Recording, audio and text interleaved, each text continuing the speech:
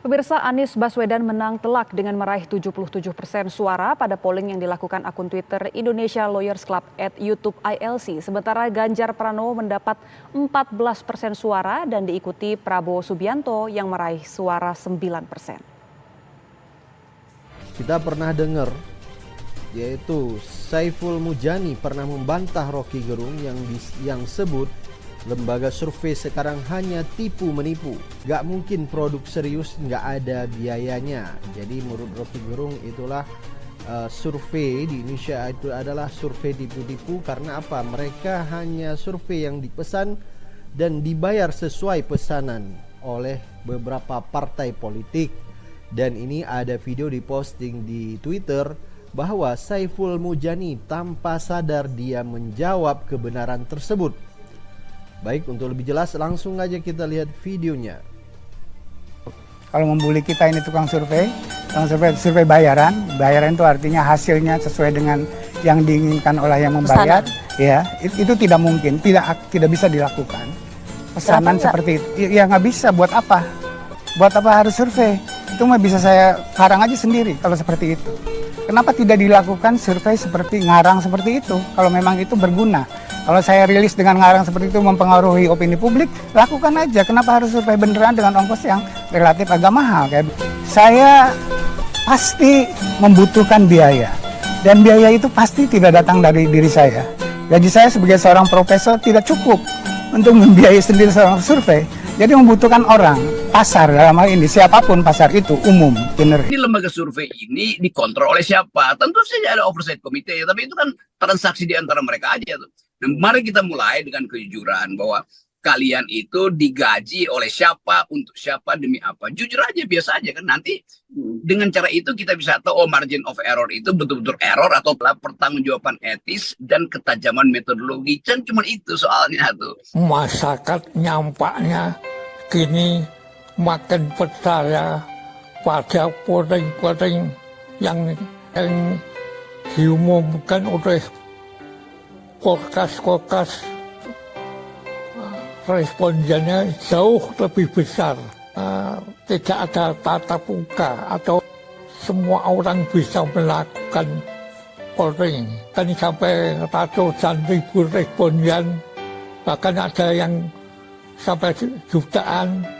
Nah, ini untuk dipercaya.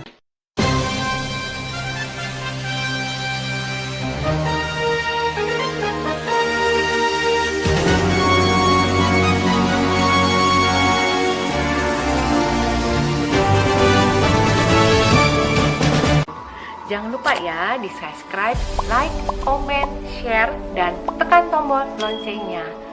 Assalamualaikum warahmatullahi wabarakatuh. Belakangan ini ramai diperbincangkan mengenai perusahaan lembaga survei. Elektabilitas Capres menjelang Pilpres 2024. Timbul keraguan atau mulai tidak percaya masyarakat perpolitikan Indonesia terhadap atau hasil survei yang diselenggarakan oleh perusahaan survei yang hanya itu aja. Mungkin tidak sampai 10 perusahaan lembaga survei yang terkenal yang sering merilis hasil surveinya. Nah, keadaan ini penilaian masyarakat berubah sejak awal tahun 2023 ini. Survei dari perusahaan survei ini muncul hampir 3 minggu merilis hasil surveinya yang lebih mencengangkan. Selama ini terdapat 3 kandidat yang selalu berurutan. Ganjar Pranowo nomor pemenang nomor 1. Diikuti Prabowo Subianto nomor 2. Terakhir Anies Baswedan selalu pada nomor 3. Nah, pada periode terakhir ini, begitu Prabowo makin dipopulerkan oleh Pak Jokowi, nampaknya lembaga survei ini pecah. Prabowo lebih diunggulkan. Bahkan sampai pada minggu yang sama, suatu lembaga survei mengunggulkan Ganjar Pranowo dengan skor di atas 30%, 35 sampai 38. Tapi bersamaan pula waktunya, lembaga survei yang lain mengunggulkan Prabowo juga pada presentasi yang hampir sama. Maka kecurigaan timbul di masyarakat perpolitikan. Terus Anies Baswedan ditempatkan makin merosot, berkisar antara 18% sampai 16%. Seakan-akan ini jomplang. Timbul kecurigaan masyarakat yang mulai mempertanyakan apa ini perusahaan survei ini, motifnya apa ini. Bahkan ada yang sudah mengecam lembaga tipu-tipu. Lembaga survei ini dikontrol oleh siapa? Tentu saja ada oversight committee, tapi itu kan transaksi di antara mereka aja tuh. Dan mari kita mulai dengan kejujuran bahwa kalian itu digaji oleh siapa, untuk siapa, demi apa. Jujur aja, biasa aja kan. Nanti dengan cara itu kita bisa tahu margin of error itu betul-betul error atau pertanggungjawaban etis dan ketajaman metodologi. Dan cuma itu soalnya tuh. Ketajaman etis itu menyangkut dana publik. Metodologi itu menyangkut keaslian responden yang udah dipelihara bertahun-tahun sehingga dia going native dengan kuesioner itu. Setiap kali kuesioner yang sama, respondennya juga anggap ini sama dengan pertanyaan yang lalu. Jadi kontrol metodologinya di mana itu. Tapi nanti dia bilang, lihat aja hasil pemilu, dan dia lihat aja nanti. Benar kan? Benar itu karena kebetulan, bukan karena jawaban metodologi.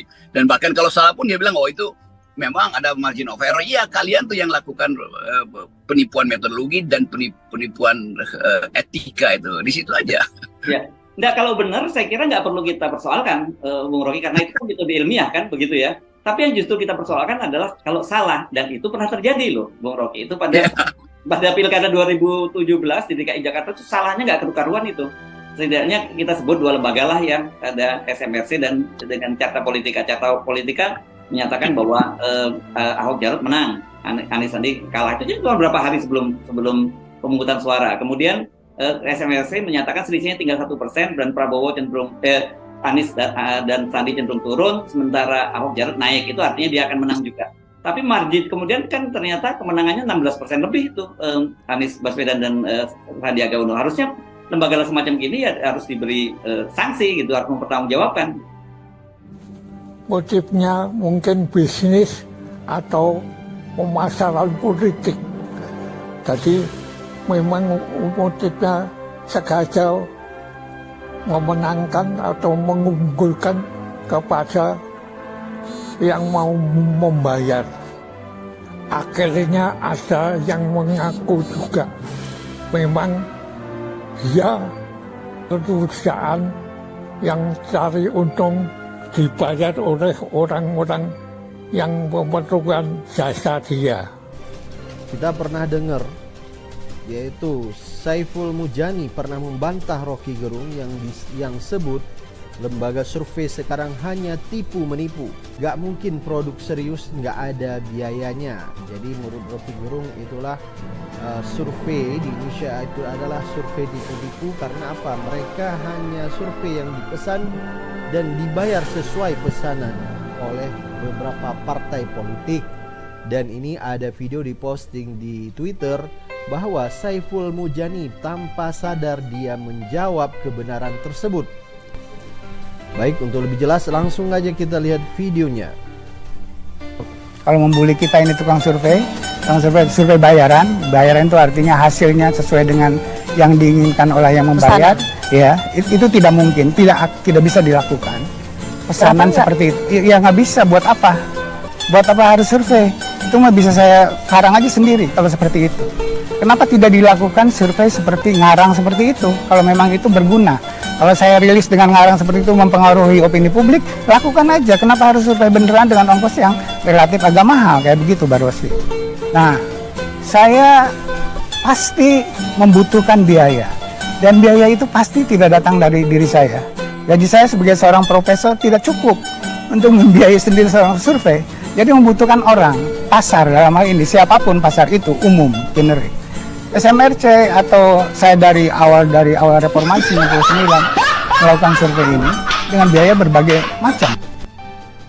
Tadinya mengatakan nggak mungkin dia ngarang, dan di akhir video dia mengatakan ya dia butuh biaya untuk biaya survei itu dan tidak mungkin dia pakai biaya sendiri. Ini kan lucu. Dan mungkin dia terjebak dengan omongannya sendiri. Dan video ini juga diposting oleh akun yaitu King Purwa. Dan kalau kita lihat memang hampir rata survei Indonesia ya tidak membuka bahwa sumber dana yang mereka dapat dari mana, sehingga survei-survei tersebut hanya memenangkan calon yang mereka inginkan. Bahkan mereka juga ada beberapa partai politik yang memesan mereka untuk memenangkan suatu calon gitu, salah satu calon maksud. Jadi tertunda selama ini pada partai-partai politik atau pemerintah atau orang-orang yang berkepentingan di bidang politik menjadikan survei untuk pedoman pengambilan keputusan ini sia-sia, sebab bertolak dari kebohongan data maupun analisa yang dibuat seakan-akan sebagai karya ilmiah. Pemberian perusahaan survei ini rata-rata dipimpin oleh orang yang mumpuni dalam keilmuannya, sering muncul sebagai pengamat politik di media-media, memberikan analisa, memberikan narasinya kelihatan masuk akal. Apalagi pemilih rata-rata menggoda pendidikan tinggi, seorang profesor, doktor, atau yang punya reputasi di bidang keilmuan, atau orang bekan yang sering muncul di forum-forum diskusi di media. Jadi memanfaatkan popularitas dirinya untuk meyakinkan kepada pemakai jasa survei mereka supaya yakin bahwa survei yang dihasilkan adalah objektif ilmiah. Jadi apa yang dihasilkan dari surveinya dianggap sudah merupakan kebenaran yang sejati. Nah, ini perusahaan survei ini juga mendirikan semacam asosiasi perusahaan survei. atau perkumpulan. Jadi di antara mereka udah saling pengertian, istilahnya bagi-bagi proyek ya, atau saling tidak menjatuhkan. Hasilnya setiap survei hampir sama, selama ini kan begitu. Nah, kalau ada muncul lembaga survei baru, jadi yang hasilnya lain terus diserang atau dijatuhkan, seakan-akan lembaga abal-abal yang baru muncul. Jadi ini sepertinya masyarakat terkelabui juga dalam apa yang dikatakan hasil survei untuk elektabilitas ini, atau survei untuk kepuasan publik, atau macam-macam judul survei ini. Ya, apalagi sekarang, apalagi muncul polling-polling dari podcast yang merilis hasil polling-pollingnya yang berbeda jauh dari hasil perusahaan survei ini tadi. Sekarang seperti ILC yang dipimpin Kardi Era menghasilkan polling yang berbeda dengan hasil survei oleh perusahaan survei komersial tadi. Pemirsa, Anies Baswedan menang telak dengan meraih 77% suara pada polling yang dilakukan akun Twitter Indonesia Lawyers Club @YouTube ILC. Sementara Ganjar Pranowo mendapat 14% suara dan diikuti Prabowo Subianto yang meraih suara 9%.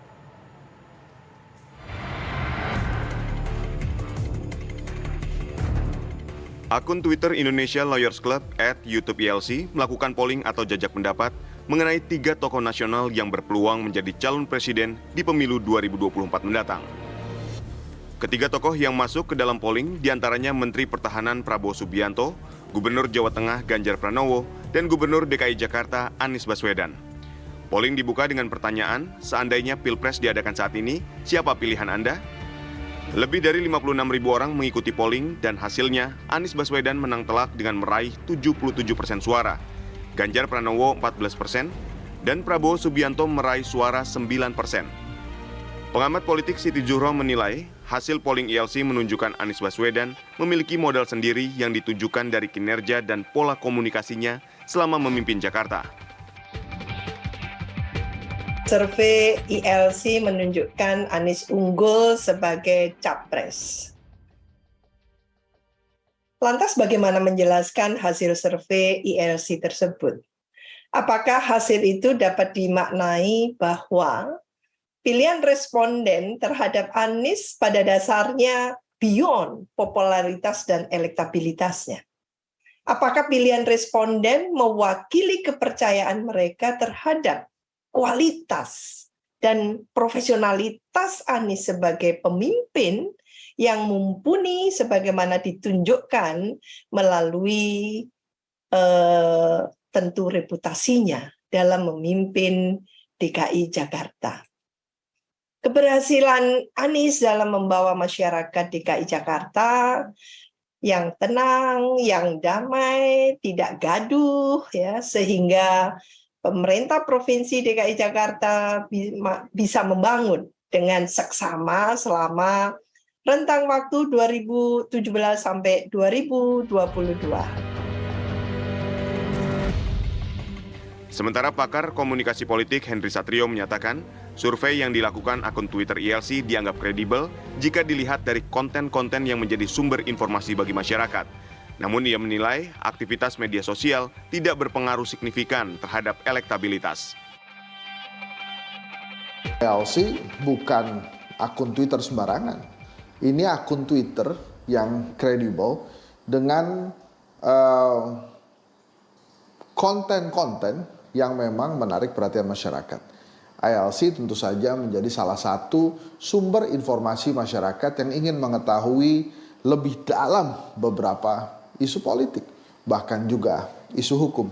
Maka bila kemudian ada bakal calon presiden seperti Anies Baswedan misalnya, menang dalam polling Twitter ini, walaupun bukan sebuah hasil pemilu yang sahih, tapi minimal hasil polling Twitter ini bisa meningkatkan moral dan semangat relawan-relawan Anies Baswedan untuk bisa mendorong bakal calon presidennya dipinang oleh partai politik.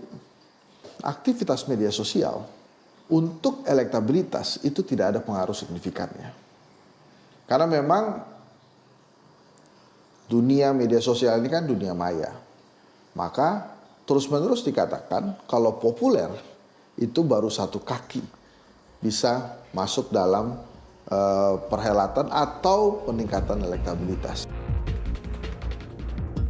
Namun apakah hasil polling media sosial akan sesuai dengan kenyataan?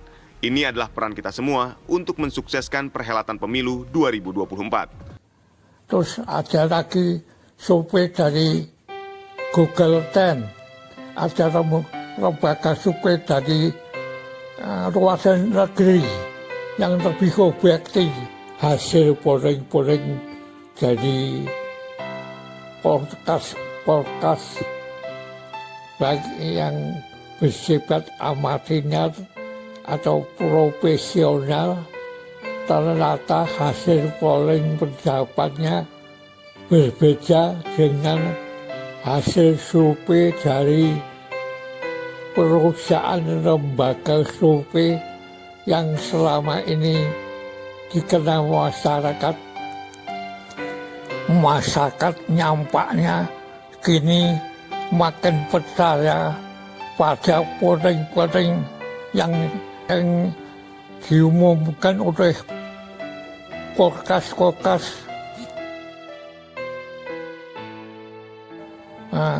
Sebab respondennya jauh lebih besar. Tidak ada tatap muka atau semua orang bisa melakukan polling dengan hanya menggunakan sarana di Twitter, YouTube, Facebook, sarana lain yang perangkatnya sudah sedia secara gratis. Kan sampai ratusan ribu responden, bahkan ada yang sampai jutaan. Nah, ini lebih dipercaya. Sebab sekarang masyarakat ini hampir semua orang sudah punya handphone, sampai ke pelosok-pelosok desa, khususnya anak-anak muda ini udah kagak pegang HP. Jadi mudah untuk melakukan polling merata ke pelosok ke Indonesia dalam jumlah yang besar. Sekian, terima kasih. Wassalamualaikum warahmatullahi wabarakatuh.